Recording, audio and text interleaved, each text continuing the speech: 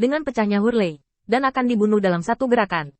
Pada saat kritis ini, tiba-tiba sebuah pedang terbang datang dari kejauhan, membunuhnya seketika dari jarak 1000 meter.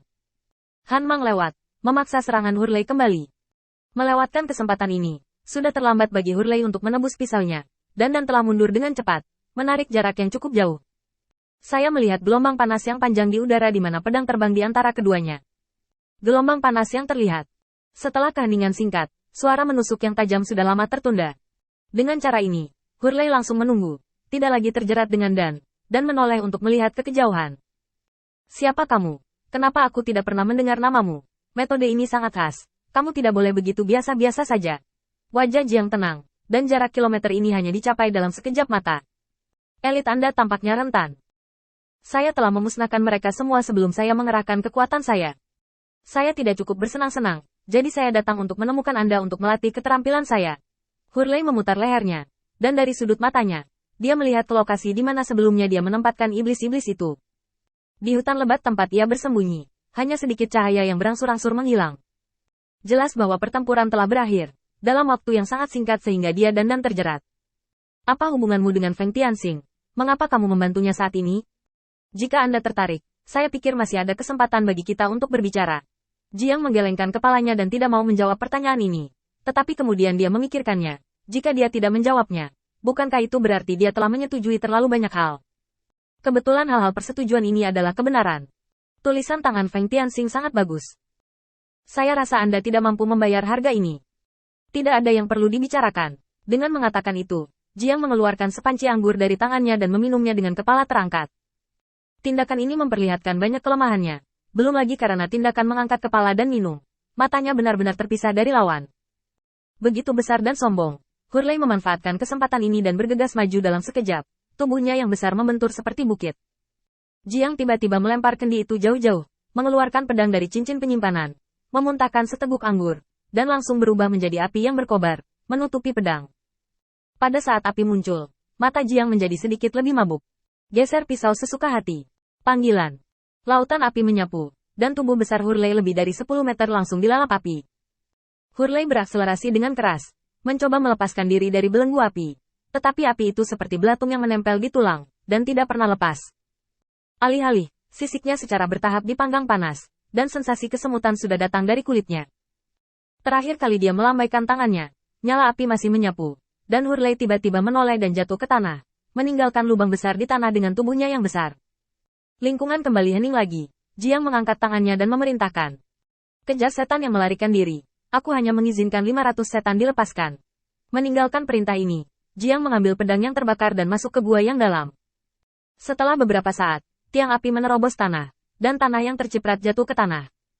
Setelah beberapa saat, dengan raungan pelan lainnya, Jiang keluar dari tanah di bawah selubung api, dengan tanda merah di pipinya. Serangan diam-diam tadi berhasil, dan Hurley menyalakan kembali semangat juangnya. Tubuh menembus tanah, dan tinju bersiul melewati dengan suara angin, mengenai tubuh Jiang secara langsung. Kesenjangan fisik yang sangat besar antara kedua belah pihak tampaknya menentukan arah pertempuran ini. Dengan tubuh Jiang yang belum berkembang, jelas tidak mungkin menjadi lawan dari raksasa seperti itu. Jiang, yang terbang terbalik, tiba-tiba membuka matanya dan mengangkat pedang di tangannya.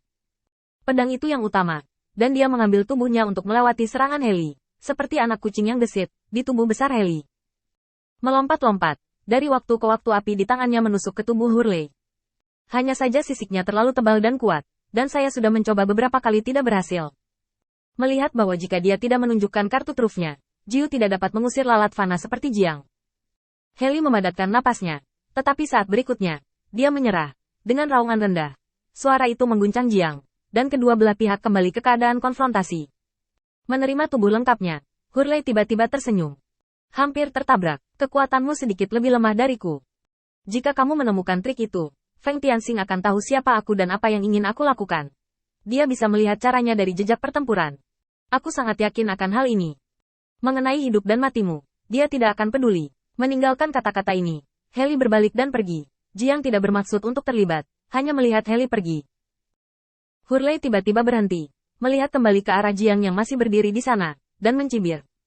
Saya tidak menyangka bahwa desain hari ini benar-benar berkontribusi pada prestisenya. Tidak masalah, hanya dengan cara ini mereka akan menyadari siapa orang yang paling penting. Setelah berbicara, Hurley benar-benar pergi. Pada saat itu, jika Jiang mengikuti, jika Jiang kendur, dia akan melakukan serangan balik tanpa ampun. Tetapi dia tidak menyangka pertahanan Jiang begitu ketat sehingga dia tidak akan memberinya kesempatan. Setelah Hurley pergi, Jiang menghela nafas lega, merasa sedikit takut di hatinya. Tuan benar, kamu tidak bisa kendur dalam melawan orang ini. Jika kamu tidak memperhatikan, kamu akan melawan. Mengangkat tangannya dan menggosok pipinya yang sakit, bahkan sisiknya banyak yang patah. Jiang tiba-tiba menghela nafas. Saya khawatir saya tidak bisa membuat seorang gadis dengan wajah tampan ini. Ini adalah cedera kerja. Saat bulan terang terbit, Jiang memperbaiki pasukan dan kembali ke kamp untuk memperbaiki. Meskipun ada beberapa kerugian dalam pertempuran ini, itu masih dalam jangkauan yang dapat diterima oleh Jiang. Tidak ada korban dalam skala besar, dan ada banyak korban luka. Setelah kembali ke kamp, U-200B, U-200B Jiang Rangdan menghitung korbannya, dan memberi makan tentara iblis ini dengan biaya sendiri. Dengan cara ini, masalah dianggap telah ditangani dengan baik, dan Jiang siap untuk kembali ke desa kecilnya. Insiden itu terjadi tiba-tiba hari ini, dan pesta dansa yang semula dijadwalkan ditunda. Begitu Jiang pergi, dia melihat sekelompok setan berdiri di luar tenda. Kemana Tuan Muda Jiang pergi? Jiang menyentuh hidungnya, dan diawasi oleh begitu banyak setan. Dia benar-benar merasa tidak nyaman. Pergi ke desa untuk bermain, kata iblis segera. Anda tidak perlu bersembunyi di sana, Tuan Muda Jiang. Kami bahkan tidak tahu bahwa kami sangat kuat atas kontribusi Anda selama perang ini. Ya, Tuan Muda Jiang, Anda di sini. Kami tidak akan mengatakan apa-apa. Melihat sekelompok iblis akan salah paham, Jiang segera berkata. Aku pergi ke pesta dansa. Apa, kamu ingin tampil untukku? Bahkan jika kamu tampil, aku tidak tertarik menontonnya. Kenapa kamu tidak cepat? Jangan ganggu aku.